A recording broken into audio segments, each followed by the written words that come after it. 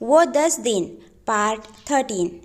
संजू गुस्से में अपने कमरे में चला गया और दीवार पर मुक्का मारते हुए गुस्से में चीखते हुए खुद से बोला, क्या ज़रूरत थी आपा खोने की? 10 मिनट शांत नहीं रह सकता मैं? फिर गहरी सांस छोड़ते हुए बोला, काम डाउन संजीव, अगर ऐसे ही होता रहा तो ये दूसरा मौका भी खो दूंगा। आज का दिन तो चला गया, पर कल गुस्सा नहीं करूंगा और यहाँ से निकल जाऊंगा। फिलहाल उस प्रांगण में जाना होगा, देखते हैं क्या होता है वहाँ पर। संजीव मुंह बनाते हुए बोला। 10 मिनट में सभी प्रांगण में उपस्थित थे। संजीव ने देखा वो एक काफ़ी बड़ा हॉल था, जहाँ पर सबसे आगे एक स्टेज लगा था और बाकी जगह पूरे फर्श पर 1-1 मीटर की दूरी पर छोटे छोटे आसन बिछे थे। इन पर एक आदमी आराम से बैठ सकता था। तभी गुरुजी ने सबसे आसन पर बैठने के लिए कहा। सभी बैठने लगे। संजीव सबसे पीछे बैठना चाहता था ताकि वो गुरुजी से बच सके, बिल्कुल वैसे ही जैसे स्कूल में बच्चा शिक्षक से बचने के लिए आखिरी की बेंच पर बैठता है। पर गुरुजी की नज़रों से बचना इतना आसान नहीं था। उन्होंने संजीव को रोकते हुए कहा, ठहरो संजीव, तुम वहाँ नहीं, यहाँ आगे बैठो। मरता क्या न करता। संजीव को आगे बैठना पड़ा। तभी गुरुजी ने कहा, सभी अपनी आंखें बंद करके अपनी श्वास पर ध्यान केंद्रित करें। अपने मस्तिष्क में किसी प्रकार का विचार आने न दे, कुछ भी न सोचे, बस अपनी चल रही प्राणवायु और अपान वायु को महसूस करें। न जाने कौन सा आकर्षण था उनकी बातों में कि संजीव उनकी बातों को मानता चला गया। जैसे जैसे वह श्वासों पर ध्यान केंद्रित करता जा रहा था, वो शांत होता चला जा रहा था। वो किसी प्रकार का तनाव महसूस नहीं कर रहा था। उसे एक पल के लिए लगा वो ऊपर की ओर उठ रहा हो।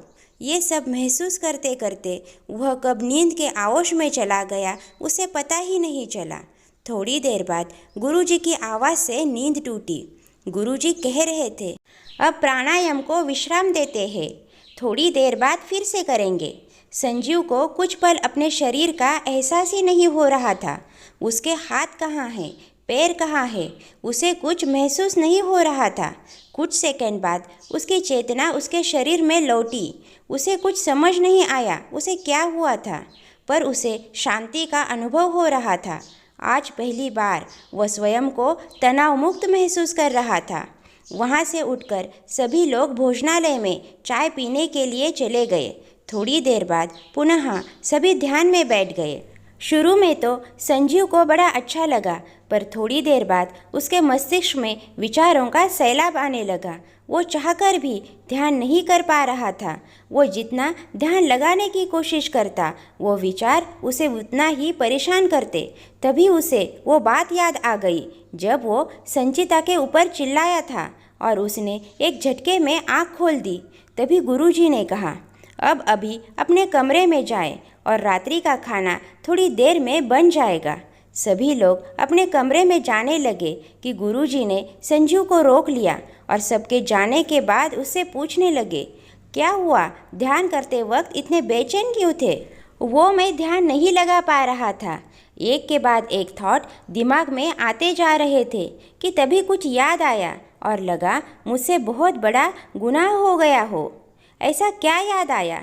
वो मैंने अपनी बहन को ज़्यादा ही डांट दिया था।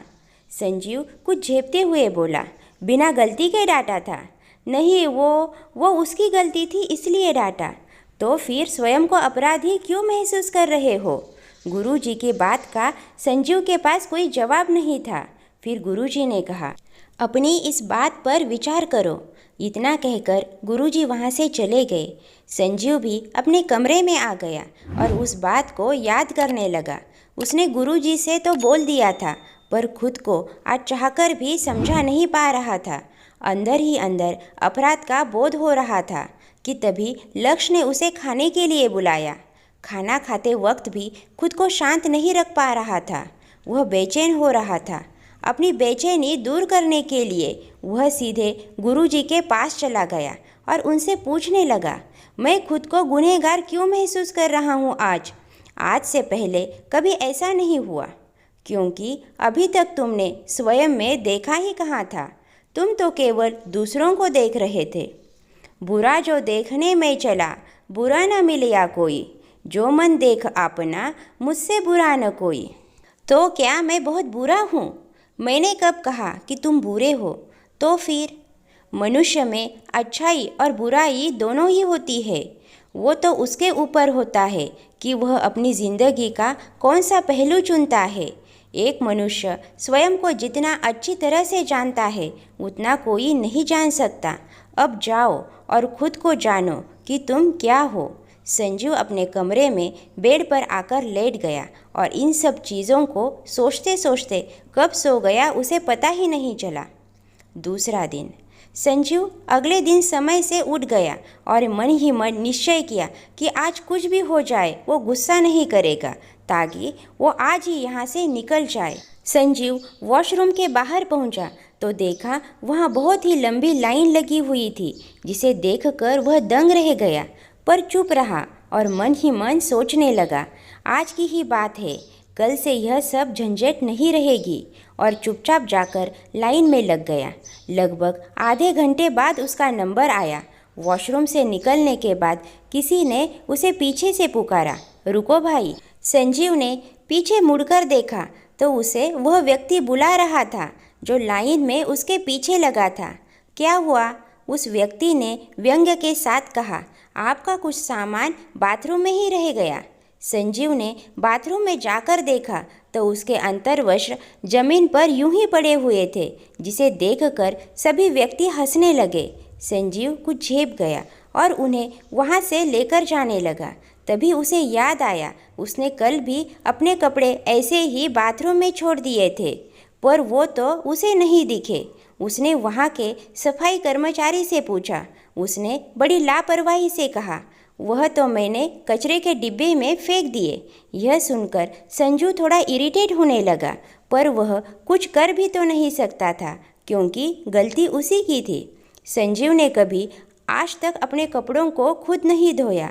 पहले दीपा जी धोती थी, उसके बाद यह जिम्मेदारी रूही को दे दी गई। संजीव को बचपन से ही अपने कपड़े बाथरूम में छोड़कर आने की आदत थी।